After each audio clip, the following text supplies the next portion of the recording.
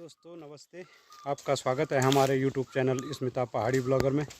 और कैसे हैं आप लोग? आशा करता हूं कि स्वस्थ होंगे।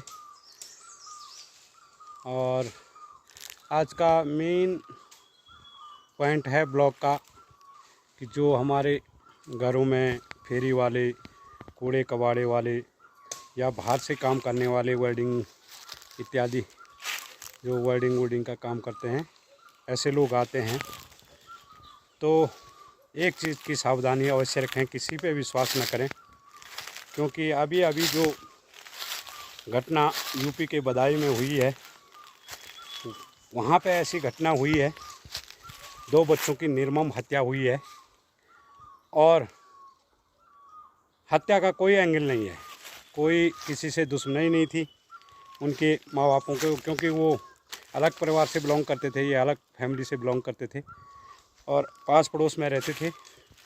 तो इसलिए उन्होंने विश्वास कर दिया और उन्होंने 5,000 रुपये नगद ये कह के मंगाए थे कि उस लड़के जो वहाँ पे गया हुआ था हत्या के इरादे से, तो उसने ये बोला कि मेरी फैमिली जो है हॉस्पिटल में है और 2-3 बच्चे मेरे पहले ही मर चुके हैं और इस समय भी ऐसा ना हो, मेरे को सख्त पैसों की ज़रूरत है, आप 5,000 रुपये दे दीजिए। तो दोस्तों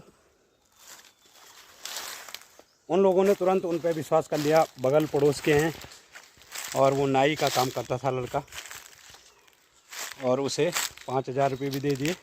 और सबसे बड़ी भूल क्या रही उनकी, क्योंकि कोई भी अजनबी जब घर में आता है तो उसे दोस्तों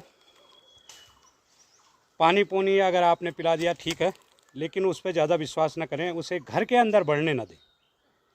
क्योंकि अगर वो 5,000 रुपये मांग लिए थे उसने और वो तुरंत अगर जब उसने कहा मैं थोड़ा आराम कर लूँ, हॉस्पिटल मुझे लेट से जाना है, तो उस लेडीज़ ने उस पर विश्वास कर लिया।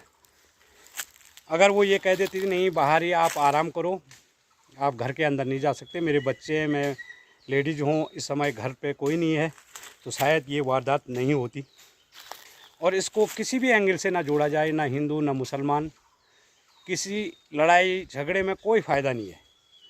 वीडियो बनाने का सिर्फ मकसद ये है कि आप लोग हमारे पहाड़ों में जो है भोले भाले लोग होते हैं बहुत ही ज़्यादा, और आप जो ये कबाड़ी फेरी वाले जो वेल्डिंग इत्यादि घर में काम कर रहे हैं उन पे नज़र रखें और अपने बच्चों को उनके पास बिल्कुल भी ना छोड़ें। क्योंकि जो ये बदायूं में घटना हुई है उस दिन से जो है सभी लोग डरे हुए हैं, क्योंकि कोई उन आपस में उनकी कोई रंजिश नहीं थी, फिर भी जो है धारदार हथियार से उनका गले काट दिए गए। एक 9 साल का बच्चा था, एक 12 साल का बच्चा था और एक बच गया, उस पर भी चला है, उसकी 2 उंगलियां कटी हुई हैं, वो अभी हॉस्पिटल में ज़िंदगी और मौत के बीच जूझ रहा है। तो आप लोगों को मेरा इस ब्लॉग बनाने का मेन मकसद यही है कि आप लोगों को जागरूक करना। आप सभी लोग जब भी हम किसी को बाहर से काम के लिए बुलाते हैं तो उस पर अच्छे से निगरानी रखें और बच्चे बिल्कुल भी उनके पास न छोड़ें।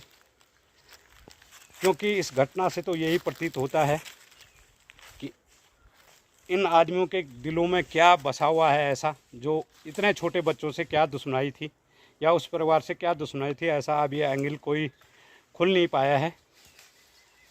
और क्योंकि जो मुख्य आरोपी था तो उसका इनकाउंटर कर दिया गया है, और जो उसका छोटा भाई है दूसरा, उससे अब सख्ती से पूछताछ होनी चाहिए, जिससे कि ये पता लग सके कि उन लोगों ने इन इतने छोटे छोटे मासूमों के साथ इतनी दरिद्रता क्यों की, इतनी उनके साथ उनकी इतनी निर्मम हत्या क्यों की। क्योंकि कुछ ना कुछ तो वजह होगी, और जब तक ये पता नहीं लगता है तब तक जो है कुछ भी कहा नहीं जा सकता। तो इसलिए सभी दोस्तों से, सभी भाई बहनों से मेरा नम्र निवेदन रहेगा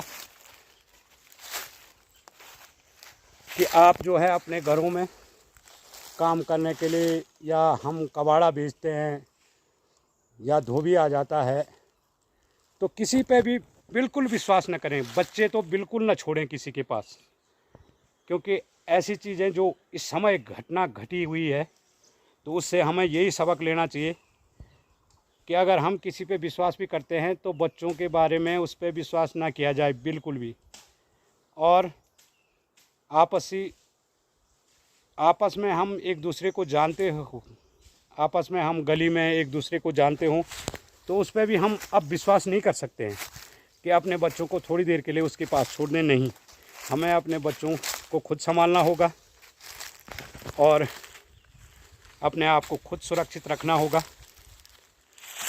तो इसलिए दोस्तों, सभी से मेरी यही विनम्र प्रार्थना रहेगी और इस ब्लॉग बनाने का मेन मकसद यही है कि जागरूक रहें। हम किसी से लड़ झगड़ के या हम झगड़ा करें किसी से, ये ठीक नहीं है, ये उचित नहीं है, पर हमें सावधानी तो रखनी होगी। अपने बच्चों के प्रति सजग तो रहना होगा। अगर हमारे घर में कोई भी अपरिचित व्यक्ति अगर काम कर रहा हो तो उस पर नज़र रखें, क्योंकि ये घटना किसी के साथ भी हो सकती है। तो इसलिए दोस्तों, सभी से मेरी यही प्रार्थना रहेगी कि अपने अपने घरों में सजग रहें, अपने बच्चों को अपनी नज़रों के सामने रखें कि हमारा बच्चा क्या कर रहा है, क्या नहीं कर रहा है, और किसी पे भी इतनी जल्दी विश्वास न करें, नहीं तो ऐसी घटनाएं बार बार होती रहेंगी और हम बार बार ऐसे ही अपने बच्चों को खोते रहेंगे। ये बहुत बड़ी घटना है और इससे सबक लेते हुए आज का ब्लॉग अब मैं यहीं पे समाप्त करूँगा।